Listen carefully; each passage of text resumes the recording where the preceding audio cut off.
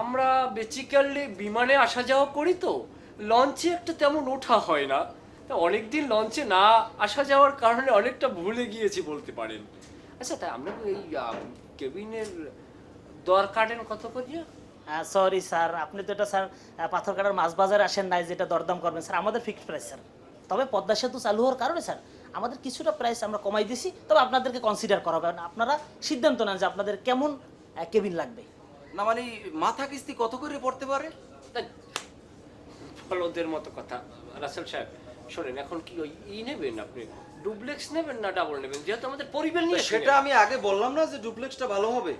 আমি উপরের তলায় থাকবো, আপনি নিচতলায় থাকবেন, এটা তো আগেই বললাম আমি আপনাকে। Excuse me sir, sorry sir, আপনাদের মনে হয় সিদ্ধান্তহীনতায় ভুগতেছেন। আপনারা তাই একটা কাজ করেন, আপনারা এখানে সিদ্ধান্ত নেন যে কেমন কেবিন আপনাদের দরকার। আমি আসতেছি। আর আমি হচ্ছে মিস্টার রাশেদ, এই লঞ্চের ভারপ্রাপ্ত supervisor. Any time call me sir. ঠিক আছে, আপনারা সিদ্ধান্ত নেন। আমি আসতেছি, এখন আসতেছি। আচ্ছা মিস্টার রাশেদ,